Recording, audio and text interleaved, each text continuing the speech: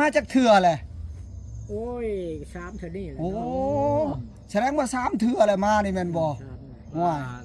แสดงว่าเธอที่นาต่อไปเนี่ยเป็นเธอที่4มันบ่ เทื่อที่สี่ แสดงว่าเข้าเรื่องไปหลายเติบแล้วเด้นี่เนาะจักได้มาจอบเรื่อยนี่ เข้าไปอยู่น้อยและหลายเติบแล้ว แสดงว่าสิมีข่าวดีเด้นี่เนาะอ๋อแสดงว่าทั้งเอื้อยยิ้มแป้นอยู่บ่ต้อง แล้วว่าจะมีคนอันเก็บผักติ้วเราว่าได้ไหม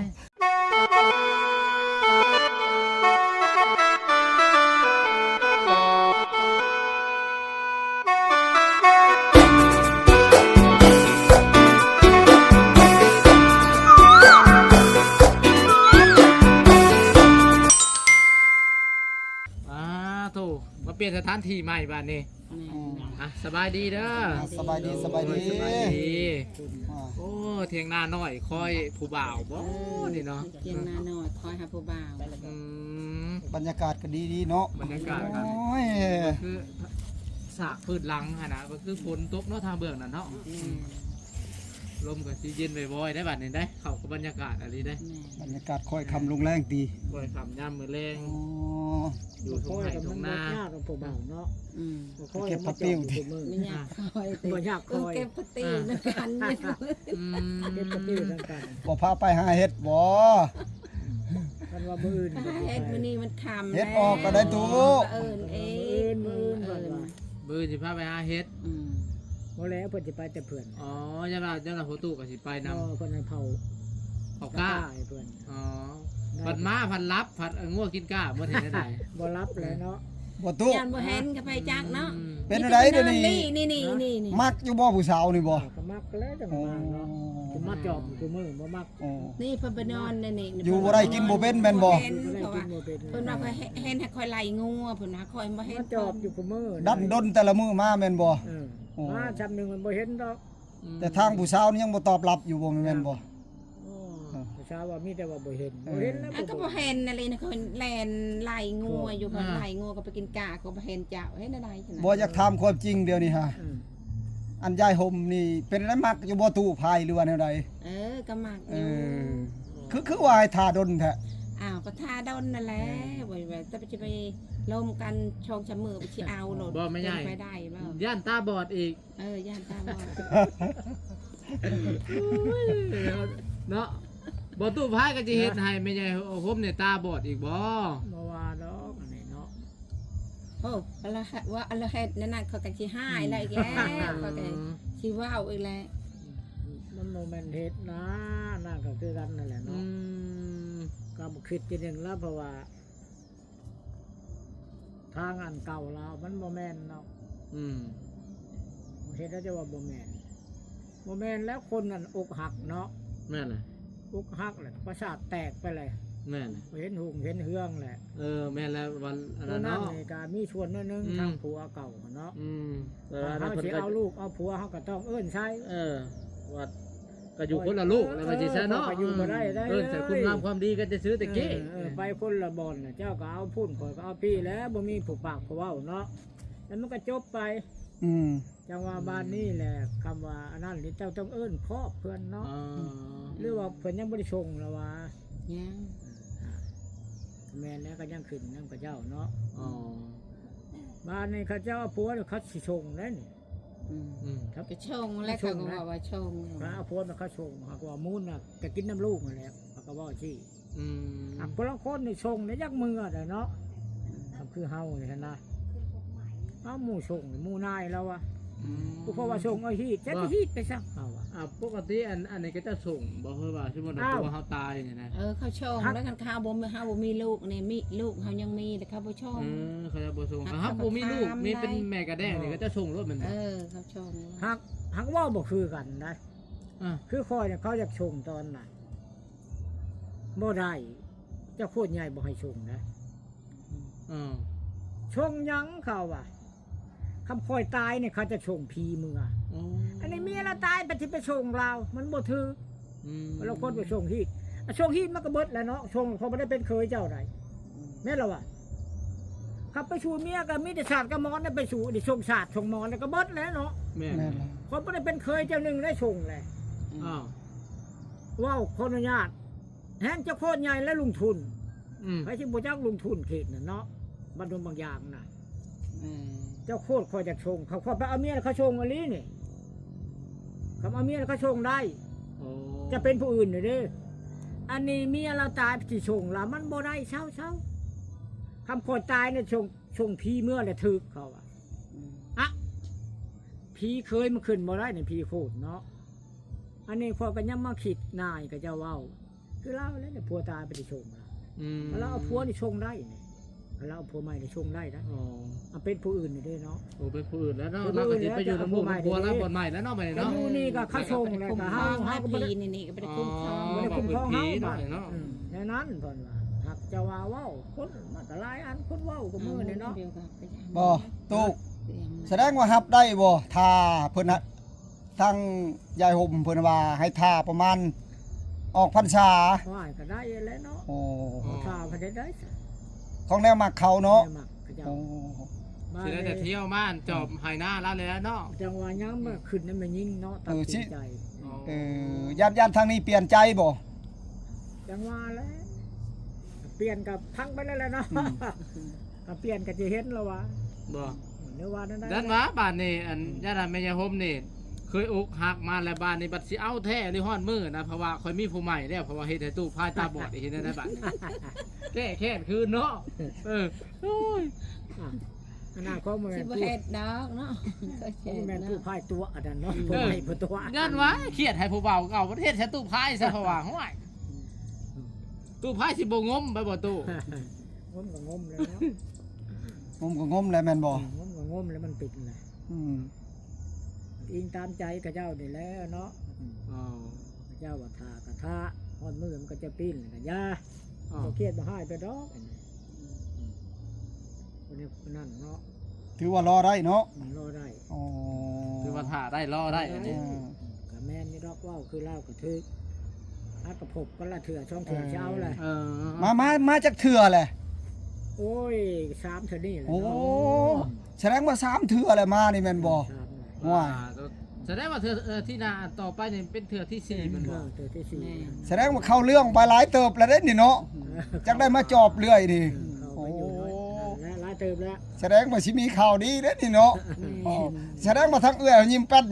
อยู่บ่ต้อง แล้วว่าจะมีคนอันเก็บผักติ้วอะไรนี่นะ สิมาช่วยเฮ็ดนานี่แหละกับมุงเถียง มีคนนำหน้าซอยเรา บ่มีคนเฮ็ดนาดิโอ้สิว่าอย่างเอื้อยเพิ่นยิ้มแป้นตะกี้นี่ รู้ บ่ จะได้มีคนงมหอยแล้วเนาะไปเนาะผู้นั้นบัดนี้อันตึกปลาคอผู้นี้เพิ่นงมหอยเฮ็ดได้บาทนี่ แม่มันเลย เอ นะ อว้าวจ้อยๆกินนมอยู่นาพี่น่ะปะตู้ดึกอะไรอันนั้นนะจิมมี่ก็มางานโคตรทู่นะว่า ถึกใจเลยได้ถึกใจผู้สาวเลย ถ้าดึกใจเพิ่นเลยเวลาตู้พายนี่อัตแท้ได้นี่ครับตู้พายได้จ่ายปัญญาเนี่ยสุดยอดเลยตู้พายนี่แผนเพิ่นนี่บ่ได้ง่ายได้ ถ้าไม่มีแผนก็บ่ได้ลูกสาวเจ้าเลย แม่นล่ะคันบ่มีแผนบ่ได้ลูกสาวเขาได้ถือว่าแล้วโลด ตู้พายจะได้กินนมอยู่หน้ารีบาท หลังเถื่อมาเพิ่นบ่เฮ็ดเพิ่น อ๋อ เว้นมาแล้วก็นอนช่องไปซื่อๆเนาะอยากรอว่า จะ เพิ่น นอนในเทียงนี่คือบ่เอิ้นใช่น่ะ บ่เอิ้นแล้ว อันนี้ คนในเสือเนาะ แม่เสือแม่นบ่ เสือ เออ ไปสิไปเอิ้น คันไปเอิ้นก่อนก็แล้วแม่นบ่ มันก็เฮ็ด เอ แล้ว อ เนาะ บ่ กับ ผู้ให มั ญ่ นโอกแล้วก็งัวควายมันก็ปบแหละเนาะ อ๋อ นี่กันนั่นแหละ มาแล้วเอิ้นใช่ข่อยนี่ อ่ะ เสือดาวได้ผู้ใหญ่ คนในเสือดาวเจ้าชอบเบิ่งแล้วแม่นบ่ เสือดาวเนี่ยพนักงานเนาะผู้ใหญ่ต้องจอบหนักล่าเนาะ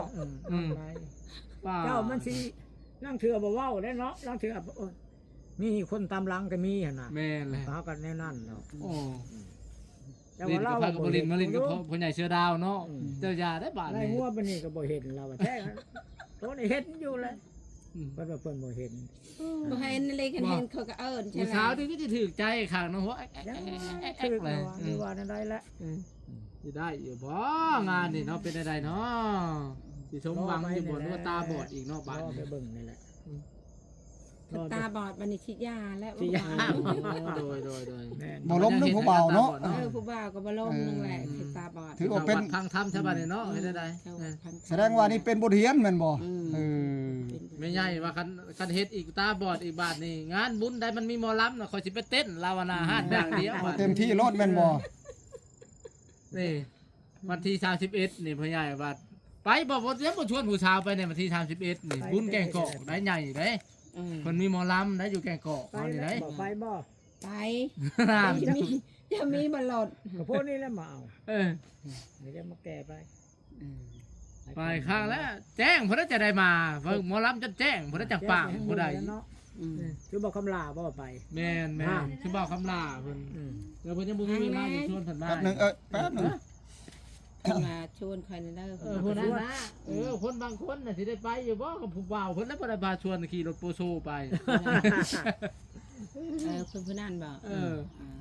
บ่ตู้ เออ ไปมักผู้สาวนี่สิบ่ย่านผู้สาวเก่ามาเห็นบ่ไปลงผู้สาวนี่บ่ บ่ได้ย่านแล้ว ฮะ เพิ่นก็ว่าเพิ่นมีแหละ เอ เนาะ อจักว่าเพิ่นลองใจเมียนซื่อๆกับไผจ้า จังว่านั่นแหละว่านั่นแหละ แม่นั่นแหละเนาะ ย่านเดี๋ยวนะบ่อันแม่ผมในอันก็เชื่ออยู่บ่ว่าเราโสดหรือว่าเราจังได๋ยัด เชื่ออยู่เราก็โชดอยู่ เราโสดอันนี้มันบ่ แม่ มันก็เชื่ออยู่ได้เราก็บ่ได้นั่นมันตัวได้ อืม เพราะว่าสิเอาผู้เช้าก็ลาก็ว่าคอยมีแหละก็ย่า อ๋ เนาะ ออันนั้นอดีตผู้สาวเก่าเจ้าหั่นได้ เพิ่นมีแล้วตัวก็หาใหม่แล้วเพิ่นมี เลย โอ้ยก็แสดงว่าตอนนี้ถือว่ากับโตกับใจได้แล้วแม่นบ่ตอนนั้นนี่จดชงอันนั้นพุ่นแหละเนาะน้ำเกลือโอ้หนัก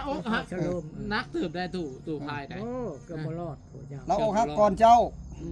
แม่ง นักตอนนั้นหั่น แม่ ใส่น้ำเกลือพร้อมโอ้ยก็เห็นใจเพิ่นอยู่ โตว่าสิบ่เป็นกอง จะปะตัวพ่อใหญ่พายได้แม่ใหญ่ผมจะน่าประวัติตัวให้เราตาบอดใส่น้ำเกลืออีกโอ้ย ตัวดาไปสิตัวได้เนาะ มาตัวอันนั้น ได้ว่า เอานมมาส่งอยู่หน้าพันอันตัวแล้วอีกบ่ได้ได้ตัวบัดแฮงบ่ได้แล้วเจ้า นี่แต่ผู้ตัวเดี๋ยวตายแล้วเนาะ แม่นแหละ ว่าจะเป็นเคยบ้านโนนหลายครั้งเนี่ยบ่ได้เลยวิทย์ไป แล้วบ่ได้เป็นซะเนาะ 2 3น่ะบ่ได้เป็นตาเสีย ยามได้ก็อันนั้นเนาะ ยามได้ก็คือว่าย ามได้ก็ว่าสิได้แม่นบ่ เพราะว่าสิได้ตัวนั้นก็นิด สุดท้ายแล้วก็บ่ได้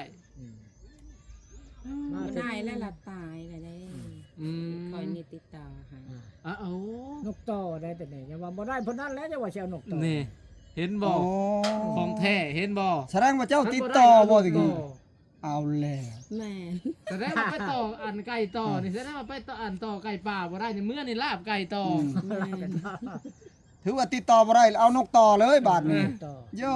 มันแนวมันเนาะ ตะกี้นั้นตอนเพิ่นติดต่อเพิ่น เพิ่นยังมีผัวอยู่ตอนนั้นเนาะ โอ้ยังมีผัวตอนนั้นหั่น บ้านนี่ผัวมันก็ไปแล้วห้อยเห็นได้นกต่อนี่แล้วจะว่าโง่ใส่ เขาท่านี่เด้แม่นบ่ ฆ่ากูแล้ว เขาท่า คน แล้ ให ว ญ่ แม่ เรา นบ่ สิอันป้องเขาแห้วเลย หาย โอ้ แค่ได้จะเลยลากเนาะ โหระบาดนี่นะพ่อใหญ่ ก็ นี่ ไป เขา ลาก แท้ดี ไก่ นะ แหละ เจอกับเสือดาวซะอย่างเนาะพ่อใหญ่เนาะ เพราะใหญ่นี่มันใหญ่คงแท้นี่แม่นบ่ บ่แท้บ่ได้ได้ อันเขาว่าคืนนึงจักดอกก็ เขาว่าชื่อดอกอันนี้ บ่ว่าติ ชายานชายาจักดอกก็ชายาน บ่หลายแต่เรา3-4ดอกอย่างนั้น 3-4ดอก 4ดอกบ่ได้8คือเสี่ยวแล้วเสี่ยว8เสี่ยวนะเสี่ยวเพิ่นผู้อันขี่รถโปโซ11อันนะโหดแห้งอะไรไม่ต้องโคตรโหดนะทีมงานเสือชิต้าเสือดาว นี่บักเก่งๆเนาะ พี่จะมากินกิ่งมาตู้มาพี่จะมากินกิ่งเราอะ ข้ามานั่นแม่ โอ้จ้ะ จ้ะย่างมาจะมันนางฟรีแต่ว่าเอิ้นแม่อย่ากอกอันเอง เขามา ได้แล้วบอกเขาพาดำกลางคืน โอ้จักไผแหละ ปอผู้ชายจะมาดำกลางคืน กลางคืนยังมักเลยเนาะ ไปเดี๋ยว ก็มักกลางคืนแหละดำนาเนาะ มันบ่แดดบ่พ่อใหญ่ มันจะบ่แดด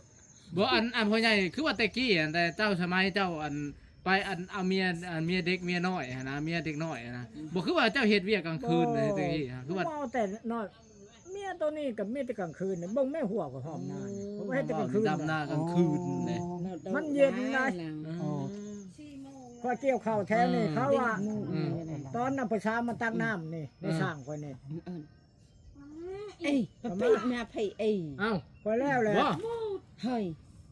ข้อยแล้วเป็นไห้เลย ไผได้นั่น อ่า ไปรู้อันนั้น โอ้